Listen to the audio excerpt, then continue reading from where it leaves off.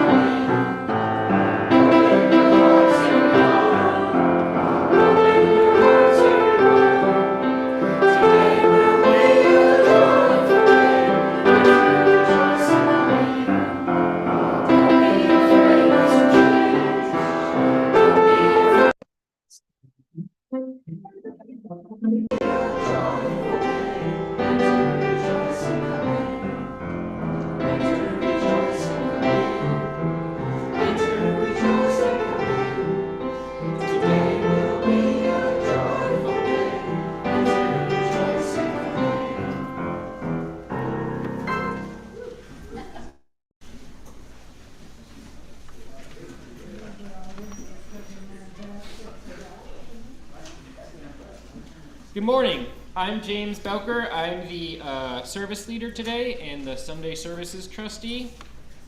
For part of our welcome this morning, we're going to do a slightly interactive thing. So this side, consider yourself side A. This side is B. A, your are come in, and B, your words are be among us. So when I point A, come in. Be among us. Yeah, all right. To all who are yearning for community, come in. Be among us. To all who are just getting started, and to all who long to go deeper, to all with tender places needing care, come in. Be among us. To the ones who have healed and have care to give, for those who are curious and hungry to learn, for those who know that they have something to teach. Amen. Be among us. For the ones who are just beginning to suspect they might nurture others as becoming, to the young, the old, to the innocent and the jaded, the fresh of mind and the deeply steeped, there is room here for each and every one. Amen. Be among us. That worked pretty good. Whether you are a long-time member or a first-time visitor, we welcome you here. Come with an open mind, a loving heart, and willing hands. You are welcome here no matter your age, your size, the color of your hair, your skin, or your eyes. Come, whatever your abilities and whomever you love. We come together here for worship, which for us as Unitarian Universalists is defined as giving honor, reverence, and regard to something. In our congregation here, worship refers specifically to reverence and gratitude for the wonder of nature and of being.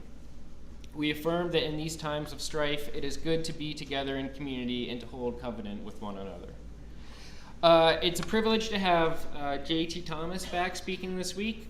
J.T., as you may know, is a professor of sociology and the co-director of the Coalition for the Study of Race and Racism at Ole Miss.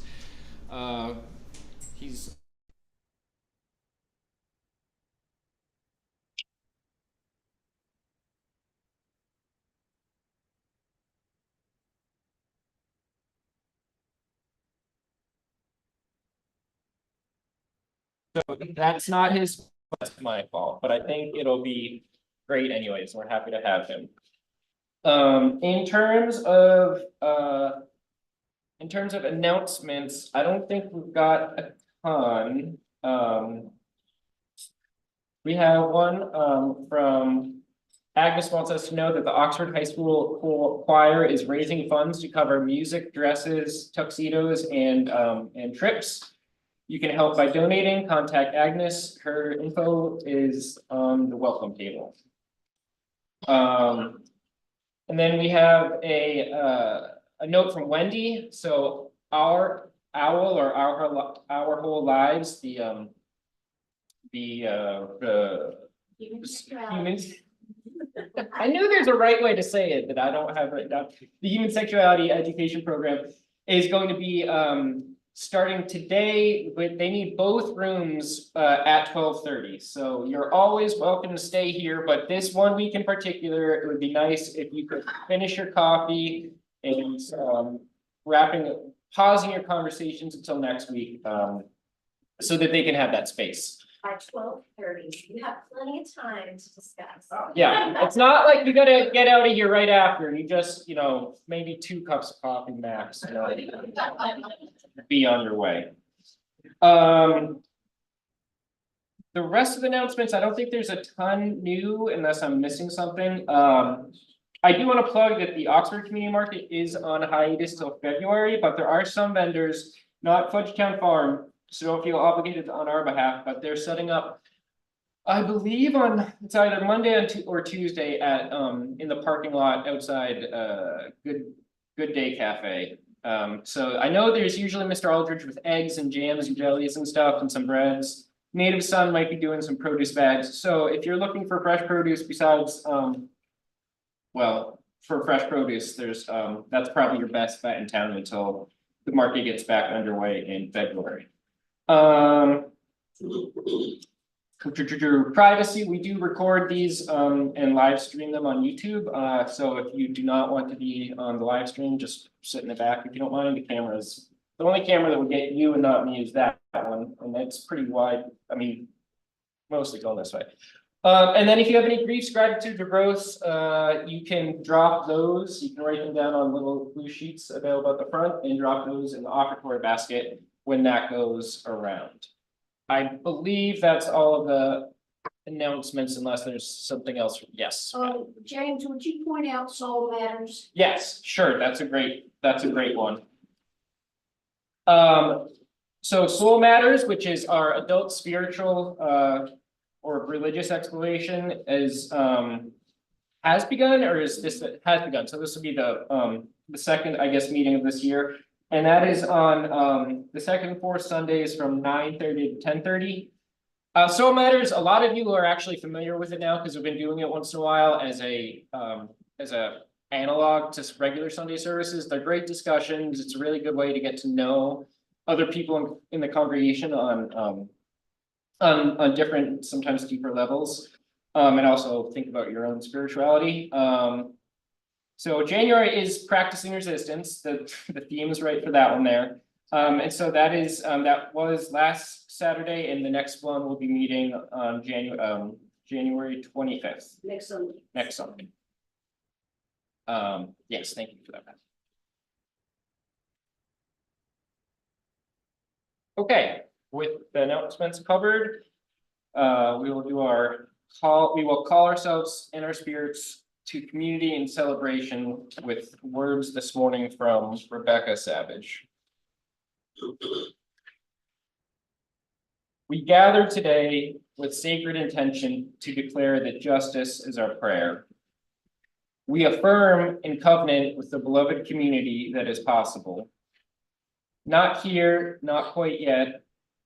The seeds have been planted time and again, and we remember all those who went before us and who made beloved community a dream that could be realized.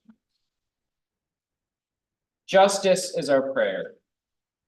May our time of worship and service together continue to water the budding trees of our diverse interdependence. May our time of worship give air and nourishment to the parts of our collective spirits that need to grow and thrive, that embrace equity as a known way of being. Justice is our prayer. We affirm in covenant with the beloved community that is possible. May it be so, and let us worship together. Now, as a ritual and symbol of the community that is the bedrock of this congregation, let us pause and take a moment to say hello to our neighbors. So maybe somebody you didn't come in with your left or your right. Give a handshake, a hug, or if you prefer to just say hi, you can put your hand over your chest.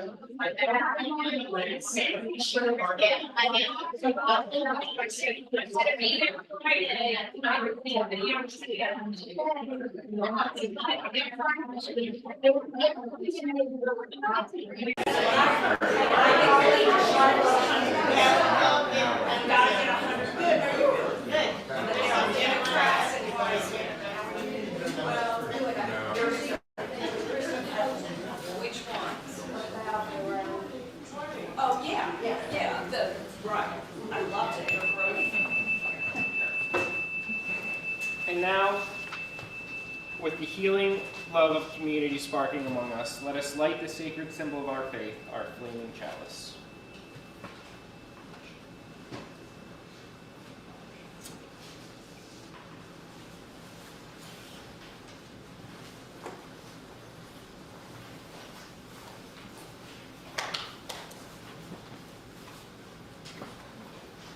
We light this chalice for the sacred that walks unshod through alleyways,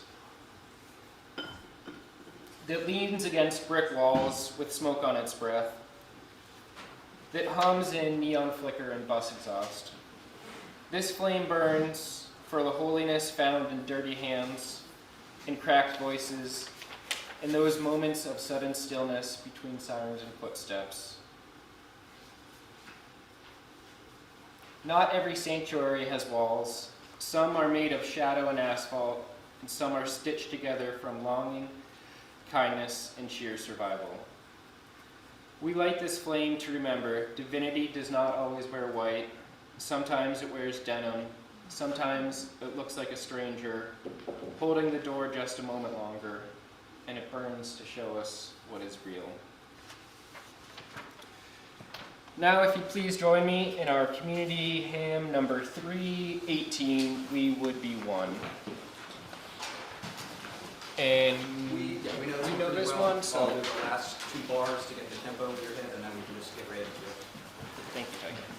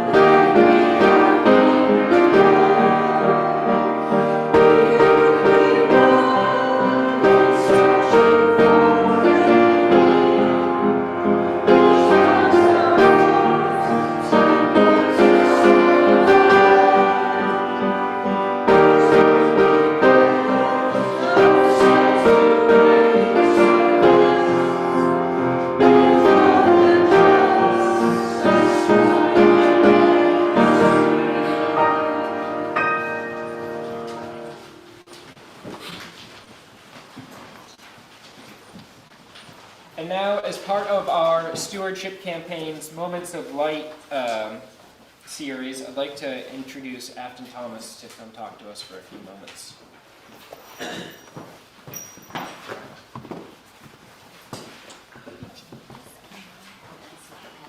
Yes, sure. Yes.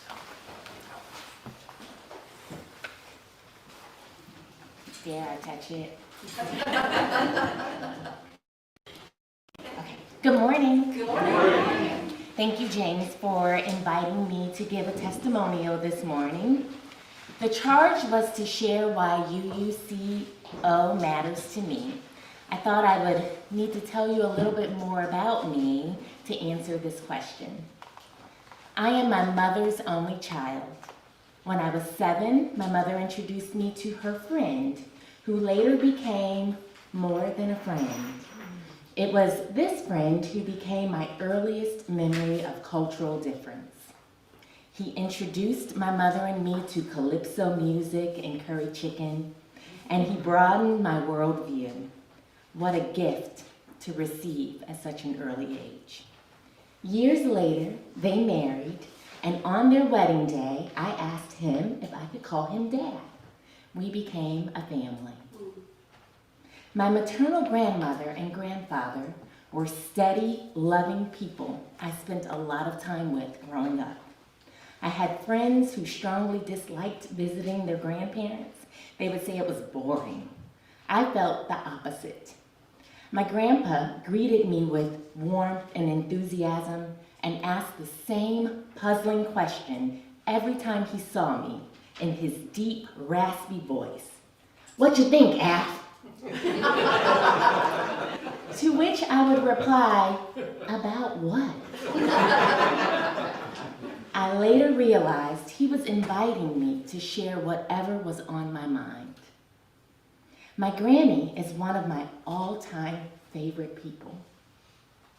She was a great cook, she taught me card games, and she and I shared a love for shopping. She was a member of an organization called SGI USA.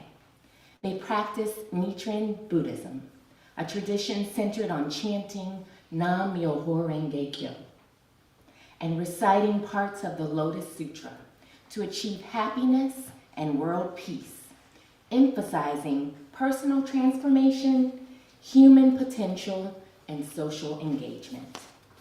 This practice focuses on inner change for outer transformation, fostering confidence and creating value in any circumstance. My granny often hosted members of the group at her house for their weekly meeting, where they chanted and enjoyed a potluck afterward. Sound familiar? Very similar to the way in which spiritual practice is done here, in community with one another. I am grateful for my mom, dad, granny, and grandpa. I carry their essence, lessons, and experiences with me everywhere. I didn't realize this until recently, but even my love for theater and its power to influence, inspire, and spark change can be traced back to the 4 of them. I studied theater in undergraduate and graduate school.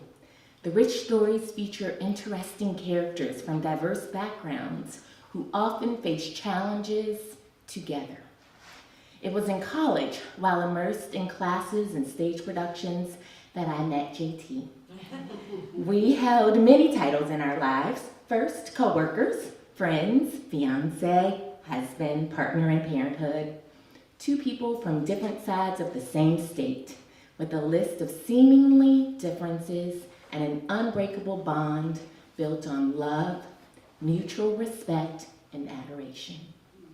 An interracial and interfaith relationship between 2 people who were raising multiracial children with their own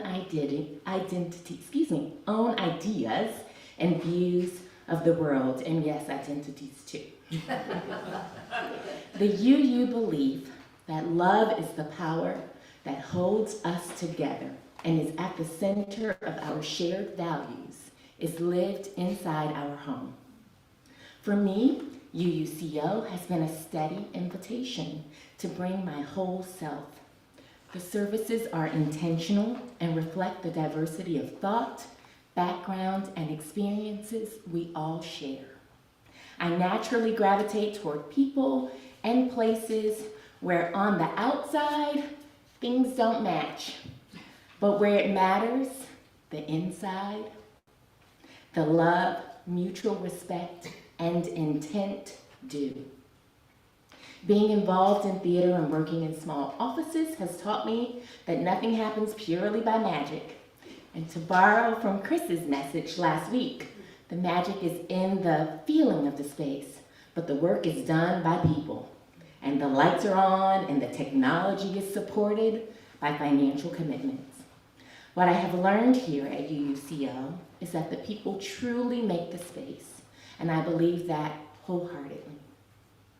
I give both financially and of my time because I am invested in our congregation now and in the future. The support is how we maintain and sustain our shared space. Thank you for letting me share a little bit about me.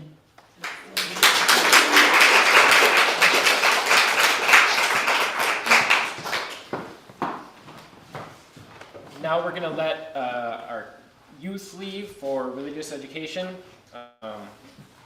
There's a song we sometimes sing, but yeah, great, cool. Like very efficient. Well, hold on though. So, Wendy, there is one hiccup because Noah's going to hang out to help me with the pebbles. So can he come right after? Yeah, okay. we'll get all set up for Noah. Not yet, but Noah doesn't have to do a thing. I'll call you up in a second. One second, man. Sorry. We're making it up as we go here. Thank you, Evan. Here we live our values in part through our generosity, and part of that is that every week our share of the plate is split 50-50 with a local organization. This month, I believe, is the Gordon Community Center in Abbeville, which, where's my little blurb?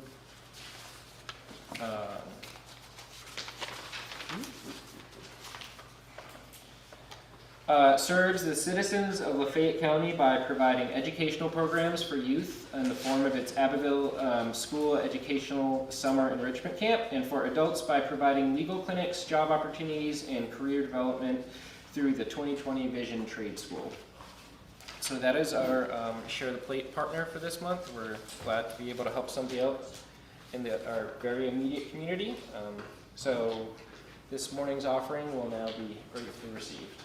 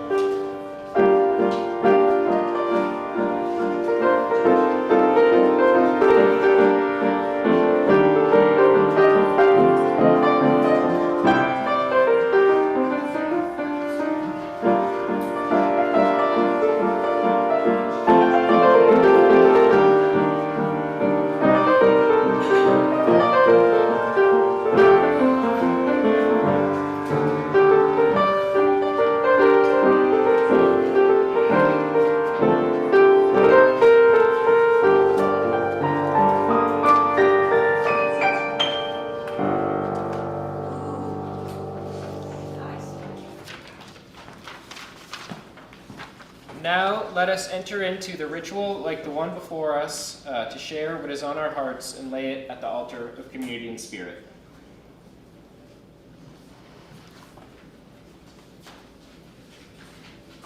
Using a pebble dropped into a bowl of water to symbolize the ripple effect of the events of our lives upon the larger community, we will now share the grief, gratitude, and moments of growth that have touched our lives since we were last together.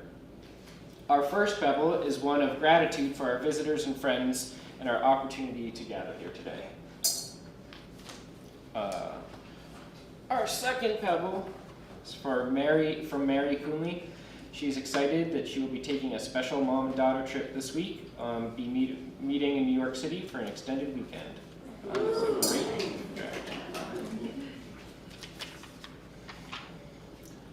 Our next pebble is from Mary Keha, who wants us to remember and is concerned for Cheryl Conley, our VP, is scheduled for a heart procedure in Nashville. And then your own, Mary's own procedure may be postponed due to an outbreak of rosacea. And of course, then the greater issues of the world, pray for Greenland, Venezuela, Africa, and Americas. There's a lot of prayer and thoughts needed around the world right now. You can drop 2 in for those because that's a lot.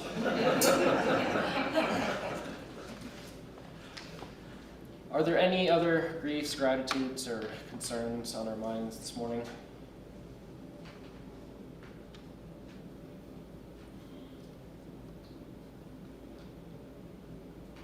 Then finally, we drop a pebble into the water for all the moments in our hearts that remain unspoken, all that we hold in our minds for ourselves, for each other, and for the world, is held in this community by a love that is limitless. Amen, and blessed be.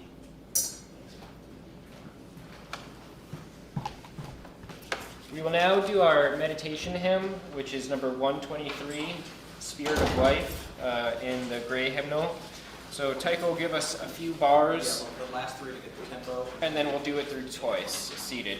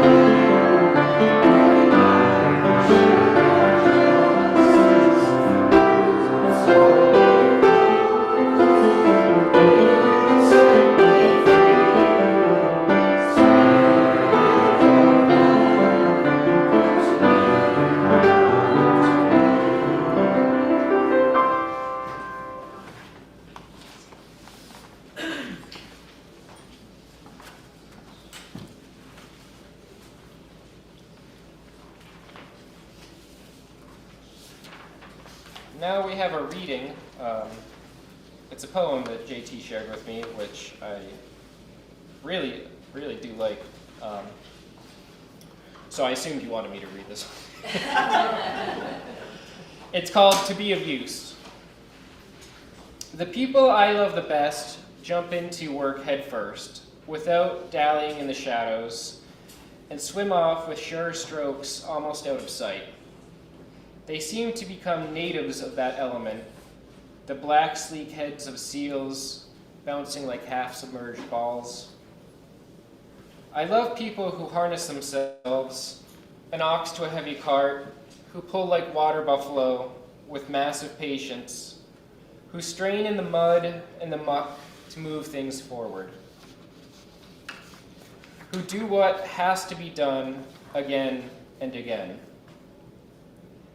I want to be with people who submerge in the task, who go into the fields to harvest and work in a row and pass the bags along, who are not parlor generals and field deserters, but move in a common rhythm when the food must come in or the fire be put out. The work of the world is common as mud. Botched, it smears the hands, crumbles to dust. But the thing worth doing well done has a shape that satisfies, clean and evident. Greek amphoras for wine or oil, Hopi vases that held corn, are put in museums, but you know that they were made to be used. The pitcher cries for water to carry, and a person for work that is real. Now, it's my honor to invite JT up.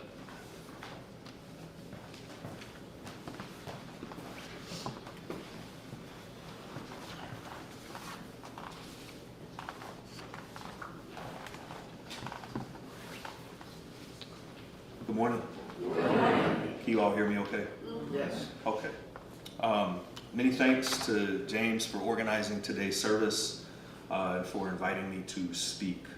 I know, as he said, this month's theme is resistance. I think I was more interested in talking about resilience for a few reasons that I hope will make sense. Resilience has a really interesting etymology. In the early 1600s, the word was used to describe an act of rebounding or springing back. And then by the 1800s, it becomes increasingly used within the physical sciences and metallurgy to describe how certain metals, when heated, would lose their shape, but then they would recover their original form when cooled. So a resilient metal, then, is something that loses its form, but then returns to it. And now in common usage, I think we understand the term mostly as the ability to recover from a setback. We describe people or groups of people or places as resilient when they experience some kind of hardship, crisis, or shock, but are still able to recover and go on. Many of you, I think, know that my own faith tradition is Judaism. And for the past week, my mind and heart have been with Beth Israel in Jackson and its community and this idea of resilience. What it means to bounce back, to return to form, to recover and go on. And I've been thinking about resilience as more than just this characteristic or trait of someone or someone's or some place, but perhaps also as a force in and of itself, as a practice or set of practices that we do. How do we get good at resilience? How do we get good at bouncing back, at returning to form, at recovering and going on? Especially in the face of so much hatred, so much horror, and so much that seems wrong with the world that we live in right now. So in Judaism, our weekly services are structured by that week's Torah portion. The Torah, 5 books of Moses, Genesis, Exodus, Leviticus, Numbers, Deuteronomy. We divide it up into 54 parts, and we read one part each week. For my math-savvy folks, you know that doesn't work out. It means that there are a few weeks where we have to read more than one part. And we do this so that we read the entire Torah over the course of the year. And we repeat this year after year, and we have been doing this for centuries. And so this past week, the weekly Torah portion, in Hebrew we call it the Parsha. It's the center of our service. It's the focus of our study. We read it aloud in synagogue, and then it's typically accompanied by what's called the Devar Torah, which is a kind of talk or reflection or commentary on the Parsha, which is the weekly portion. The Devar Torah is usually given by a rabbi, and in it the rabbi is going to attempt to distill some themes from that week's reading and offer some insights to congregants. I'm not a rabbi, of course, and this is not a Devar Torah, but I am Jewish, and that's what's been on my mind a lot. And so I thought about how resilience fits within this past week's Torah portion, and how this past week's Parsha might lend some interesting perspective on resilience. This past week's Torah portion is called Va'era, which in Hebrew means, "and I appeared." It comes from the book of Exodus, chapters 6 and 7, and the words, "and I appeared," are the first words that God speaks to Moses in this reading. And in Va'era, God instructs Moses and his brother Aaron to go to Pharaoh and confront him, to demand that Pharaoh free the Israelites from their bondage in Egypt or else. Now, Moses and Aaron are worried. Who are they ask, to demand such a thing from someone like Pharaoh? Moses even tells God he doesn't think he can do it, because Moses is not elegant in speaking. But God tells them Don't worry about all that. Just go do what I ask. So off Moses and Aaron go to demand their freedom and that of their people. But when they make their demands to Pharaoh, he dismisses them, and he dismisses their demands. And why wouldn't he? Who are these two Hebrews making such demands of him, and on behalf of some God that Pharaoh has never heard of? So in response to Pharaoh's refusal, God unleashes the first of 7 plagues upon the Egyptians. God turns the Nile River to blood. He causes frogs to emerge from the Nile and overrun the kingdom. He brings gnats, and then a swarm of flies or wild animals. It really depends upon the translation. We aren't really sure which one, but they overrun the land. God then brings a plague upon Egyptian livestock, and then follows that up with an outbreak of boils upon animals and Egyptians, and then God rains hail from the sky. And yet with each plague, Pharaoh becomes more and more resistant. Moses and Aaron were told by God this would happen. God told them before even bringing the first plague that I will harden Pharaoh's heart so that I may multiply my signs and my marvels. So Moses and Aaron knew Pharaoh would say no to their demands, and yet they continued to make those demands. Moses and Aaron continued at God's command to demand their freedom and the freedom of their people, knowing Pharaoh would not listen to them. Vaera then is about the unrelenting pursuit of justice. It's about faith and trust in a process, and understanding that setbacks are an important and essential part of that process. It's about accepting that in your pursuit of justice, you're going to be met with roadblocks, hardened hearts, and a whole lot of no's. And yet, you're supposed to continue. As God tells Moses in Deuteronomy, and it's repeated later in the book of Micah, justice, justice must you chase. This kind of relentless pursuit of justice in the face of so many obstacles is what I think I mean by resilience as a force. It's resilience that's rooted in repeated practice of trying and failing and trying and failing and still trying again. This kind of resilience as a commitment to the practice of pursuing justice in the face of all obstacles, this kind of resilience over time takes on an inevitable quality. Empowered by the word of God, Moses and Aaron refused to passively accept the unfair treatment of their people. Commanded by God, they directly go to Pharaoh's palace, the proverbial halls of power, and confront him in front of his entire court. You can imagine this must have been somewhat embarrassing for Pharaoh to have 2 Hebrews, a group of people lower than any Egyptian, tell the most powerful leader in the kingdom, a leader who has an almost godlike status among his own people, that he must do what they say, or else. They demand Pharaoh free their people. When he refuses, they remain steadfast and they continue to make their demands. They had no choice but to chase justice because they were commanded to do so. But they also knew in their hearts, we're going to win. It was inevitable because of how they practiced resilience. They put their faith and trust in the process, put their heads down, and they kept going. As I thought about this Torah portion and what it means to be resilient, I had this image that kept coming into my head. It was this person standing knee-deep on the shore, facing out towards some large body of water, perhaps an ocean or sea. And the waves are just crashing upon them over and over again. And yet their feet remain firmly planted. The person is unmoved. They won't budge. I think when some folks think about resilience, they mistake it for resistance. And so they might see that same image that I just described to you of this person standing there on the shoreline, getting rocked by wave after wave, refusing to budge and cede ground. And they might think that's the person who embodies resilience. But in the image that I had in my mind, it was not the person that was the resilient force. The resilience is the ocean. The resilience are the waves.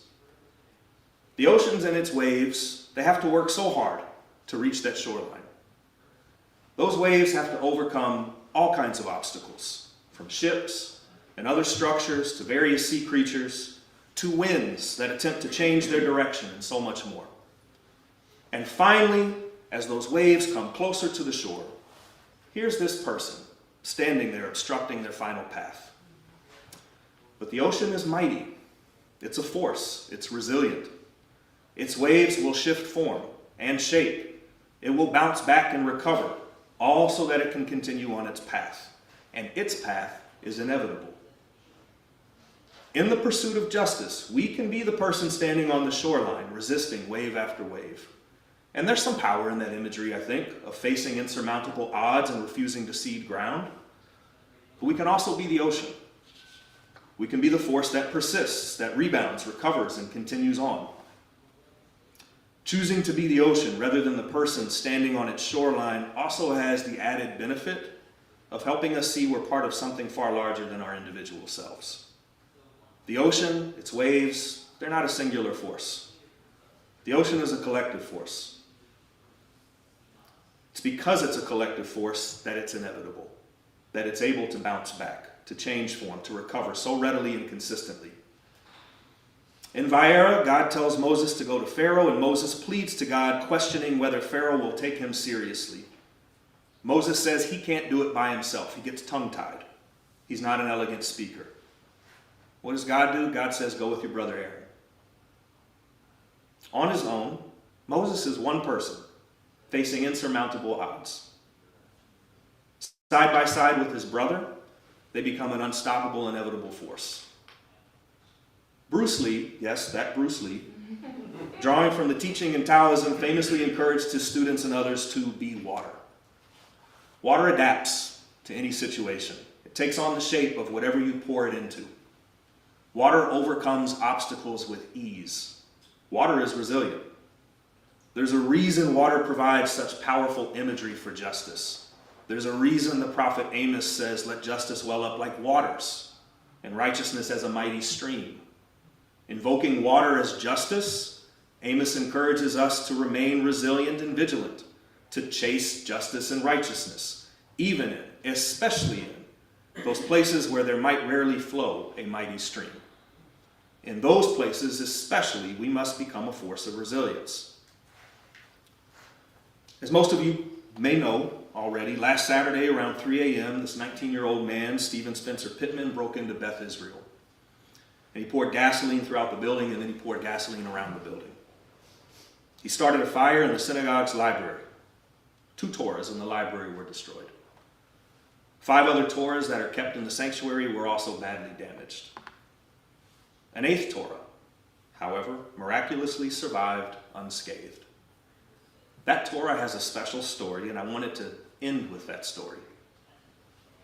In 1993, that Torah was brought to Mississippi and to Beth Israel by a man named Gilbert Metz. Metz was born in France in 1929. When he was 13, he and his family were forced into hiding as the Nazis overran his country. The Metzes were eventually captured in 1943, and they were sent to Auschwitz. Metz's mother and younger sister were murdered in the gas chambers there shortly after they arrived. His father was also murdered in the gas chambers sometime after. In January of 1945, as the Russian army approached Auschwitz, the Nazis marched the entire camp, 50,000 prisoners, for 7 days in the snow and cold without coats, warm clothing, or even shoes. 40,000 of those camp prisoners died on that march. Metz survived. The remaining prisoners, including Metz, were then taken to Dachau, another notorious death camp. 4 months later, however, they were liberated in April of 1945. Metz was the only survivor among his immediate family members, but he had family here in Mississippi, an Aunt Blanche in Natchez, and he came to live with her in 1946. Metz went on to live a distinguished life. He served in the U.S. Army during the Korean War. After the war, he comes back to Jackson, where he started a family with his wife, Louise. Together, they owned and operated a business, and they raised 3 children. Now, fast forward to the early 1990s. At the time, there's this international effort underway to restore and redistribute various Jewish artifacts that had been stolen and desecrated by the Nazis. These artifacts included many Torahs that belonged to synagogues all across Europe that no longer existed. In 1992, Beth Israel raised funds to acquire one of these orphaned Torahs, and members of the congregation decided Metz should be the one to go and retrieve it. So, in 1993, Metz goes to London with his youngest son, Lawson. And they're taken to a restoration warehouse where they're shown piles of these scrolls, some burned, some torn, some riddled with bullet holes, pieced together from fragments. Metz and his son chose a Torah that had been rescued from Prague. When Metz and his son returned, Beth Israel held a dedication ceremony at the synagogue and installed the Torah in a glass case near their front doors. And etched across the top of this glass case are the words, "Memory sustains humanity." Inside of the glass case, the Torah scroll is unfurled to display the Torah portion known as Beshalach. This is the portion from the book of Exodus that describes that period between the time the Red Sea closes behind the Israelites as they flee Pharaoh's army and before Moses receives the Ten Commandments. It's the period that other commentators have described as a kind of suspension between catastrophe and covenant. The Israelites have been put to the test, they survived, they're now in the process of recovering, of bouncing back, but they haven't recovered yet. In 1998, the Mississippi legislature honored Metz by adopting House Concurrent Resolution 104. This resolution recognized Metz as Mississippi's only concentration camp survivor, for having shown phenomenal courage in the face of adversity, and for having overcome that adversity to become an honorable citizen who touched so many people's lives and made Mississippi a better place in which to live. Metz passed away in 2007. The arson attack on Beth Israel, or any house of worship for that matter, it's a vile and disgusting thing. I was not surprised, however, when I saw the almost immediate response from the synagogue that they would rebuild, that they would bounce back and that they would recover. And I was also not surprised at all when I saw the outpouring of support this past week from all across Jackson, the state, the nation, and even the world, from people from all walks of life, that now make Beth Israel's recovery inevitable. There's an old joke about all Jewish holidays and all of Jewish history that says you can summarize all of it in a single statement. They tried to kill us, we survived, let's eat. This isn't the first time that someone has tried to destroy Beth Israel. If we're being honest with ourselves, it likely will not be the last. It certainly won't be the last attack on a synagogue or a house of worship.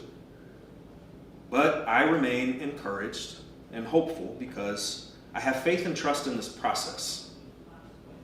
I believe in the pursuit of justice, and I believe in its inevitability. In this moment, I think we have a choice of who we want to be. And we have a choice of who we want to be with. I choose to be water, to be with the ocean, to be unrelenting, and to be inevitable. And I hope you do too. Thanks.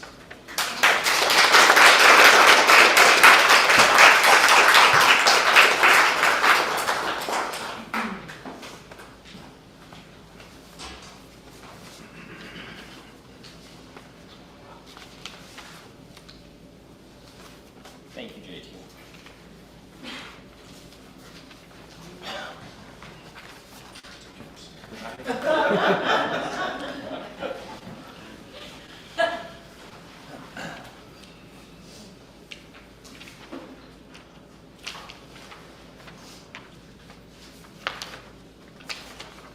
Little mix up. I need to find our last reading.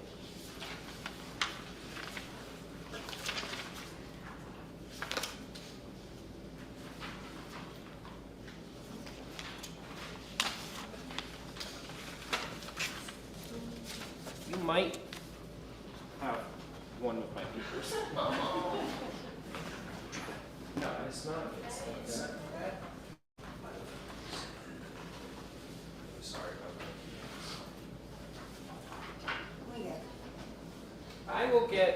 I can find it from my phone. Here it is. Yeah.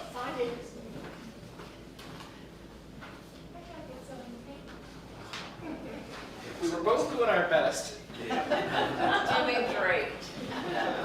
We're practicing resilience. Small scale. We'll now release the chalice of flame with his prayer for resilience.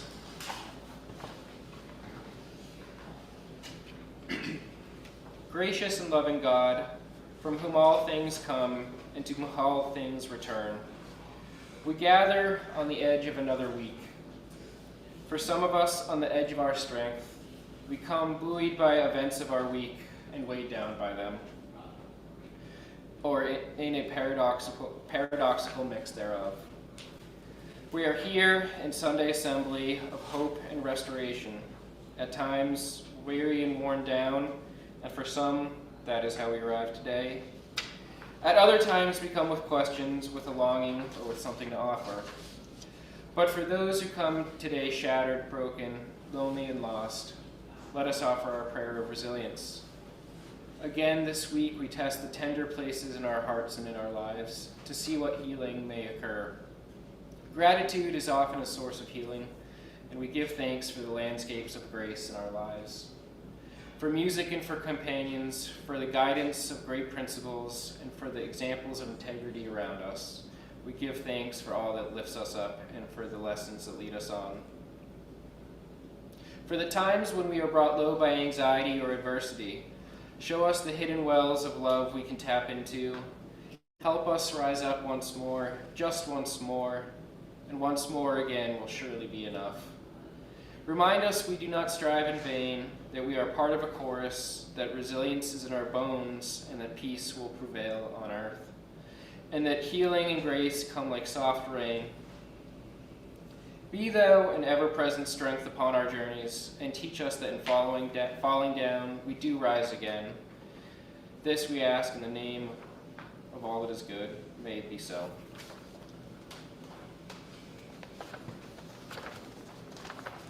Our closing hymn is number 131 in the gray hymnal. Tycho will give us, once we find The it. last two bars for the tempo, I think we've done this one or not. Okay.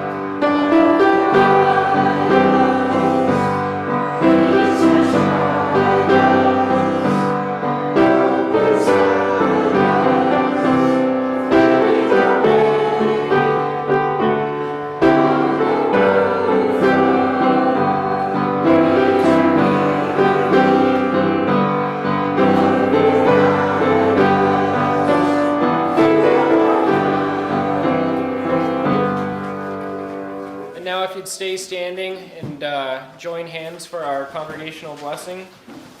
The words are, and I'll say them first, go in peace, believe in peace, create peace, be peace. Go in peace.